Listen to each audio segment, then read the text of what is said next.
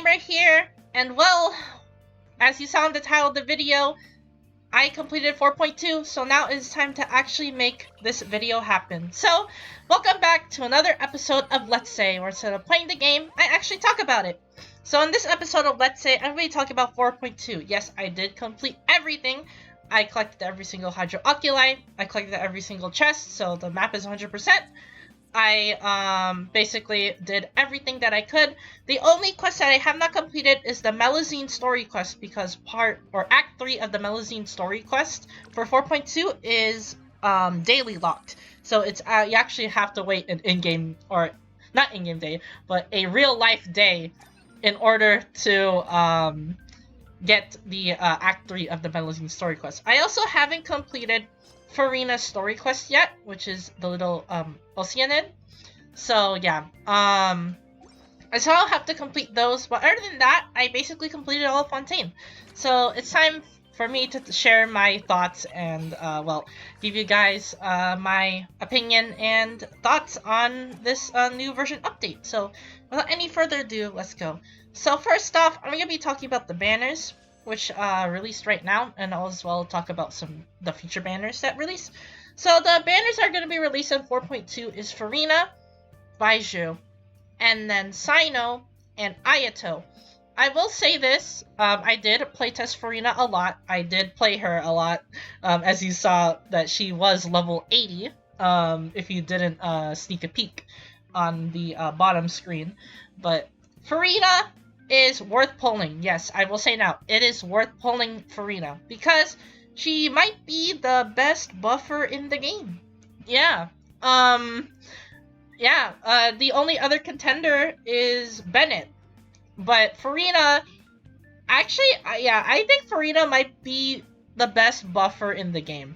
Yeah. Bennett is now a close second, but the only thing that Bennett could go for, while Furina doesn't have, is healing, because for Furina you have to switch between the alignments. But you could just run a pure healing Furina and she works wonders as well. So yeah. Furina, on the sub DPS terms, is still good, but in terms of Hydro application, she's not as good as Xingqiu and Yelan, because for Furina, you have to wait until her pets attack for the Hydro application, while for Xingqiu and Yelan, it's every normal attack. So yeah, obviously they're better than Furina, but Furina still could get the job done. She is a sub DPS, so she still does the job regardless, even if she doesn't do as well as Xingqiu and Yelan. But Furina still has her burst upper sleeve, which can buff party members and allies, and also if you build her properly, she will deal a ton of damage with her elemental skill on her pets. So yeah, that's pretty nice. I will say, again, I will repeat it now, I will defend it. Furina is the best buffer in the game. Yeah. I might have to playtest her more to figure out if she truly is the best buffer in the game, but as to my first 2 days of playing this character, I will say she is the best buffer. So yeah. Baiju, he's still used to this day. You don't need his weapon for him to be good. Oh, by the way, I forgot to mention, Furina with her weapon is cracked. But you can also run Festering Desire, and if you don't have Festering Desire, then you can just run the Fisherman's Sword. So yeah, there's your options. For Baiju, all you need is the Prototype Amber, and he's already good. He's also really good on Dendro teams, still used to this day. He can be ran with Furina to make a Dendro comp. So yeah, there's that. Yeah, Baiju is still really good. If you do have leftover Primos, you should definitely pull for him. But then again, characters are coming out in future versions, so if you do enjoy those characters more, if you enjoy their personality or their story or anything else, then you should pull for them. After all, I say this all the time, love triumphs all, so if you love the character, just pull for them. So yeah. But anyways, both of these characters are really good to pull for. As for Sino and Ayato, leaks say that Raiden might be in the next version update, which is version 4.3, so I will say hold off for Sino. As well for Ayato, Nuvolette might have a rerun sometime in the future, so I will say hold off for Ayato. But it's a different story if you love both of those characters anyway. So yeah, if you love them, just pull for them. But as for a person who wants to spend their primos wisely, I will say to save for Raiden if you really need a Electro DPS, and save for Nuvolette if you want a Hydro DPS. That is all I'm going to say. But in conclusion, she's good. Baizhu is also pretty good too. Sino, you should skip, and Ayato, you should skip. So yeah, that's basically it. And that is it for the characters. Now it's time to actually talk about what I have done with them. So here we go. So here's Furina. Oh boy.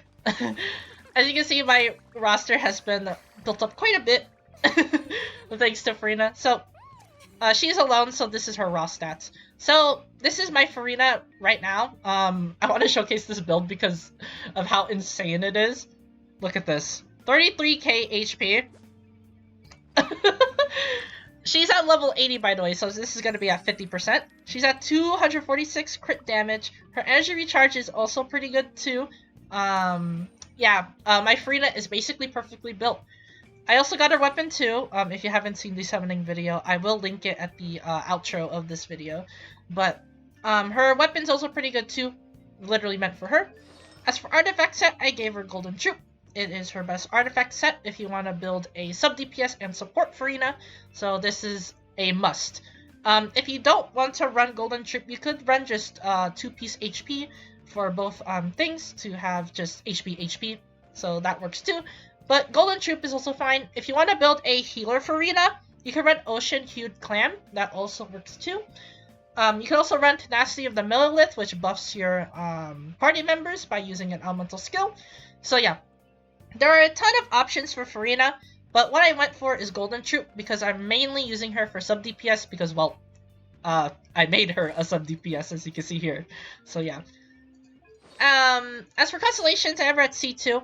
This is the best constellation for support Furina, just because it accelerates your burst points, and also it gives her max HP. So yeah, you could accelerate your damage with this constellation, so that is mainly the reason why you want to get her C2 if you ever want to run a really good support Furina. So yeah, C1 is also pretty good too. It also gives her more fanfare and increases the fanfare limit, as well as give her 150 fanfare for free, so it's pretty nice. And as for talents, I have her 676. This is mainly what I could get it up to. I am planning to get this to level 8. I will get it to level 8 as soon as this video ends. But yeah, Furina right now, this is what she is. So yeah, you will see her in future videos, so stay tuned. And as for Charlotte, she's at the end because I did not level her up yet.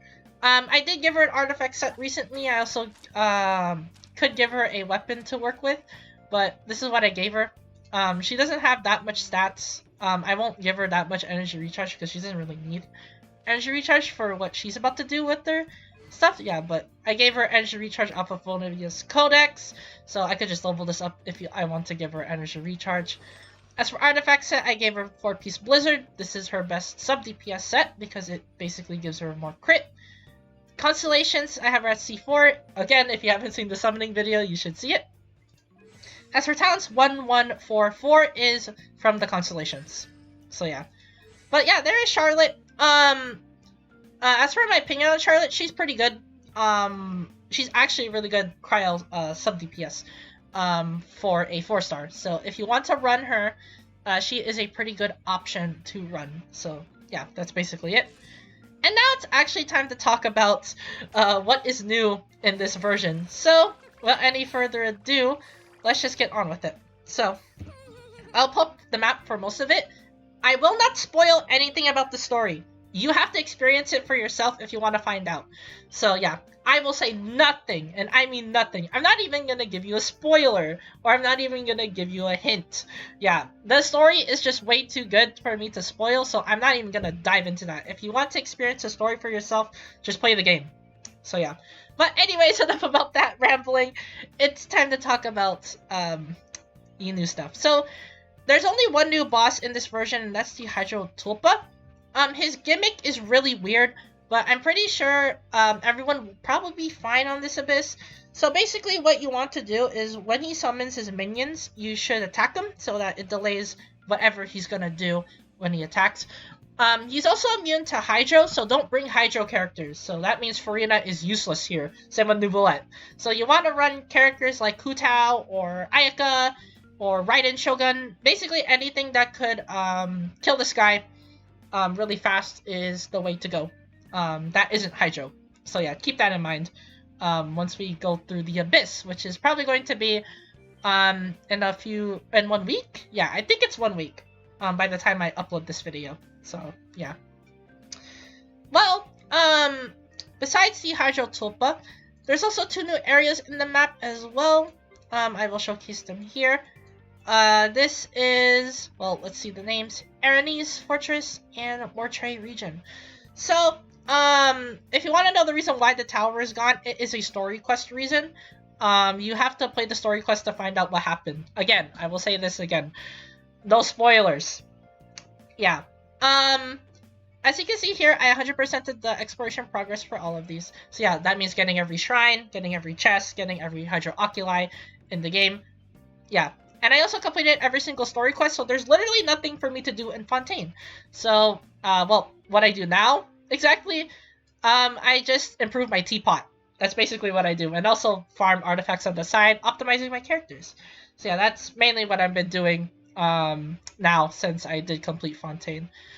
And now it's time to talk about, well, the actual thing right here, which is how much Hydro Oculi there is and what is the level of the fountain before we close off the video. So, let's talk about it. So first, the Statue of the Seven. Yeah, so, let's go to Worship Statue. This is the max level you could get it, level 8. There are a total of 66 Hydro Oculi in the current version of 4.2. So, combined with the 2 regions, that is 66 Oculi. So, turn those in and you'll basically have this left. So, yeah. And as for the fountain, well, before we do that, I need to showcase the weapon because I forgot to showcase it. So, speaking of the world quests, when you complete the world quest, you get this sword. You can't refine it any further, by the way. This is what you get. So yeah, I could just enhance it right now. Refine. I don't think there's any refining. Yeah, you have to collect conches, which is found in the overworld. So you want to find conches, but I'm pretty sure there's nothing unless I am wrong. If I am wrong, then let me know in the comments down below. But this is all we get. So yeah, this basically changes between Usia and Numa reactions. So this is just a very special sword that everyone can run who do not have an arcade reaction. So this is basically meant for free-to-play players to use whatever character they want without having to switch. But then again, everyone already has Lynette, and we're going to get a free Fremine. So there's your Usia and Numa reactions anyway. So yeah, there you go. But I just wanted to touch upon the sword. You get it after doing the world quest. So that's basically it. And now it's time to talk about the fountain before we close out the video. Yeah, this video is pretty short, but mainly the time that I've been talking is just about Furina and all the other new stuff. But yeah, there's literally nothing for me to say. There's no new artifact sets, there's no new anything. It's just Furina, the new 2 areas, the story quests, which I cannot spoil because there is a lot of lore in that. But yeah. Well, anyways, here's the fountain. You can only get it to level 40 as of now. This means that if you are smart and picked up on that, and also if you are studious, you could see that there's probably going to be a new area in the game.